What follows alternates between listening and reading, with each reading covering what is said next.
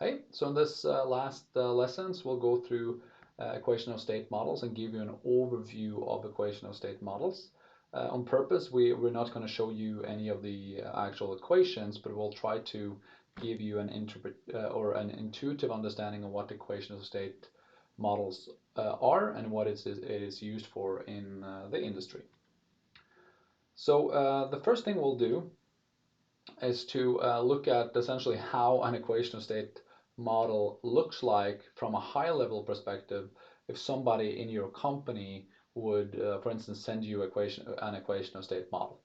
So if you ask someone to send you an equation of state model, you typically get that sent over as two tables, either in some kind of ASCII file or for instance in Eclipse, where one table is the component properties and the other one is the binary interaction parameters.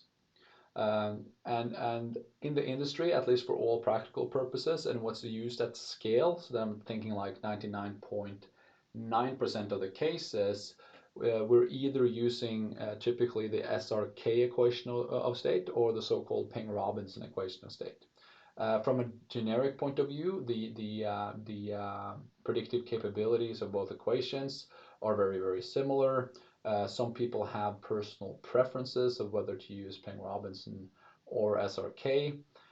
Typically, these preferences come from essentially the background of, for instance, users that originally started to use Ping-Robinson was typically reservoir engineers, while SRK users, I guess, at least originally, were more on the facility side. But in terms of using it for different purposes, at least what we like to communicate is that there's no major differences when it comes to predictiveness of the different equations, and that you can use both and essentially what you prefer yourself, and you should be good. So I guess what's important to emphasize when it comes to these component properties and binary interaction parameters is to get at least on a high level some intuitive understanding of what goes into the different tables. The most busy kind of table is the component property table, and that is essentially a table that first lists up the compositional slate that's associated with an equation of state. What I mean by that is it lists up the resolution or the compositional resolution of a particular EOS fluid characterization. That can be, you can have a pseudo-ICE equation of state with with 10 components, with 5 components, or you can have a very detailed one, as you see here, that has the nitrogen and CO2 all the way up to C36 plus. What it consists of is a wide range of different component properties. The first one is listed here. So obviously the first thing is component name. Is it CO2? Is it nitrogen? Is it methane? Or is it something else? Is it a pseudo component? And then you assign molecular weights to the different components, and molecular weight is used because we need to when you for instance, when we did the flash calculation a little bit earlier in the course, we saw that the output from that was mole of each phase, and we need to transform or convert moles into mass, and to do that job we have molecular weights such that we can translate mole into mass. In addition to that, we also have a specific gravity molecular weight relationship that's typically developed in association with this characterization, such that we can go from mass to volumes. And why is volumes needed? Well, that's how we get formation volume factors. That's how we get solution GORs, etc. So it's important, relative volumes and whatnot. So that's molecular weight. And then we have 3 parameters that are kind of interrelated. It's critical pressure, critical temperature, and eccentric factor. And what's worth doing at this point is just to repeat some of the things that we learned when we had a single component, which was one of the earlier lessons where we went through single component PT diagram. So the lower point here was 1 atmosphere, and it was the boiling point as 1 atmosphere. This would be 100 degrees C, for instance, for water. And then you have the critical temperature and pressure up here. We also agree that above this line you had liquid and below you had vapor. So the critical pressure and temperature is essentially this critical temperature and pressure for each of these pure components, right? So which is in this what we drew in this PT diagram. While the eccentric factor is essentially a way to quantify the shape and slope of this particular curve, connecting the boiling points and this critical temperature.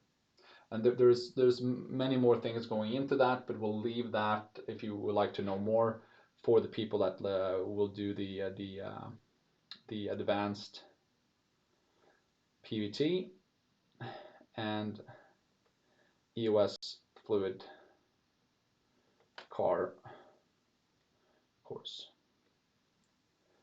Good. Volume shifts, that's required because originally when these equations of state were developed, they actually didn't have very good predictive power when it came to especially liquid phase densities. So then in the early 80s, there was some very smart French people that we'll also discuss much more about in this advanced course that introduced what's called volume shifts, which is something that's introduced for each component to enhance mainly the liquid density predictions. Then we also have critical C factors. So critical C factors, that's just you know, from the real gas law, I guess. We remember that PV is equal to Z nRT. That's the real gas law. And if we change this particular or reorder this particular equation, we have this form over here, and we can provide essentially a critical. If we introduce the critical pressure and temperature and the critical volumes, we can then calculate this C crit. What's important to emphasize here is that the critical C factor that is of I guess special importance for the characterization, it's actually this C factor that's used in the viscosity model. So that's why this should be probably also written critical C factor for the viscosity model. To predict viscosities from equation of state models, we use something called the so-called LBC correlation, and from there we use these tuned critical C factors. Okay, so that's what we use for that, which is essentially defined by this formula right here. Then we have the binary interaction coefficients, and we'll also talk much more about that in this course right here. If you'd like to look at that, that's also available on Whitson Academy. But for all practical purposes, binary interaction coefficients is a way to alter the K values, so key for VLE properties, especially at high pressures and temperatures, and where it typically has the biggest impact on higher pressures and temperatures, and not that big of an impact on lower conditions.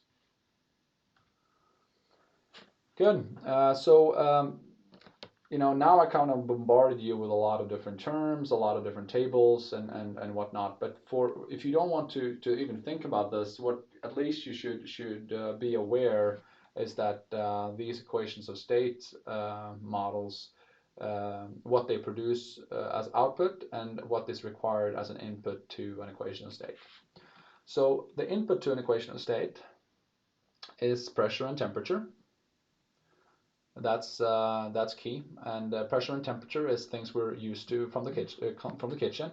We know that water boils at 100 degrees C. We have a pressure cooker maybe at home, and then the last thing, which is not necessarily that intuitive and I guess not necessarily a natural part of the vocabulary for many domains, for many disciplines in the petroleum domain, is compositions. But as we introduced in the beginning, composition is just a way to quantify the relative amount of different components that make up a mixture.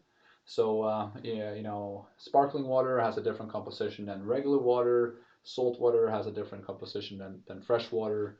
Uh, a dry gas has a different composition than black oil, etc. So it's just the amount to quantify the amount of different components. With only these three input parameters and everything we saw, you know, the equations that we haven't even talked about or shown, the tables, the component properties we saw on the last page, everything goes into here, but only these three elegant inputs is required. And as we talked about earlier, what is PVT? PVT is a function of pressure, temperature, and composition. That's what it's a function of. Maybe I can do it like that. Yeah. And what does it actually predict? Well, it predicts the things that we care about from a petroleum engineering perspective.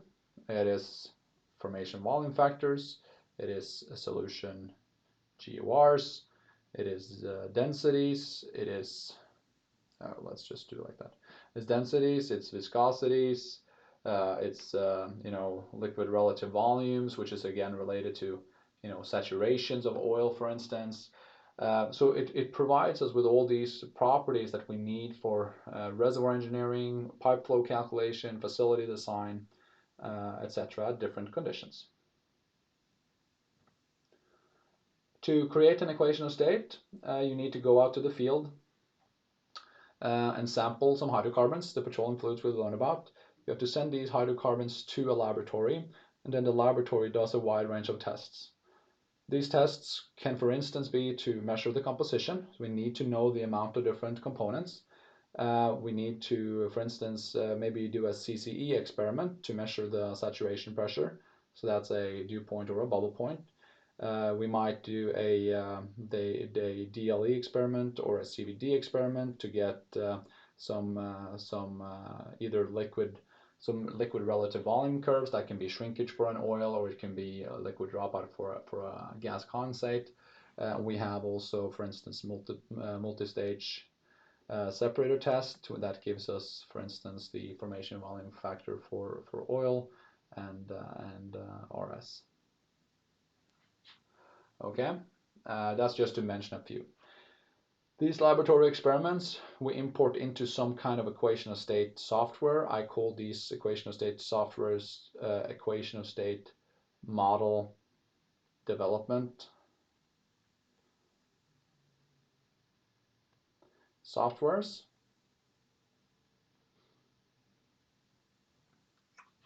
And just to name a few, we have PVT Sim, which is the Concept product. We have WindProp, which is a CMG product.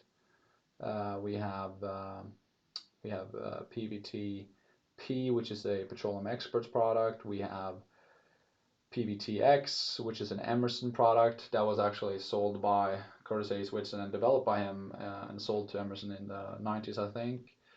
We have FaceComp, which is what we use internally here at Whitson, which was developed by Aaron Sick. And you also have, for instance, a free PVT package, a Python package, I think, which is Steve Furnival's code that I think everybody can download online. So you can use these different packages. They have different strengths and different weaknesses, and you can create an equation of state to predict these laboratory measured data. The thing is that no equation of state default will give very good predictions of laboratory experiments by default. So we need to go in and alter these component properties, alter these two tables that we talked about, binary interaction coefficients and component properties. And when we alter this, that's the process we call tuning. And when we tune the experiments or the component properties to enhance our predictions, so that's what we do here. We enhance, you know, predictive capabilities. And then we end up with the final equation of state, which we call a tuned equation of state.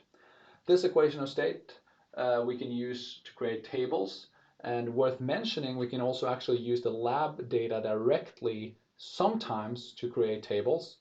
The only but there's a limitation to that's only, call it physically correct or an okay thing to do when your solution GOR is less than 1,000 scuffs per barrel.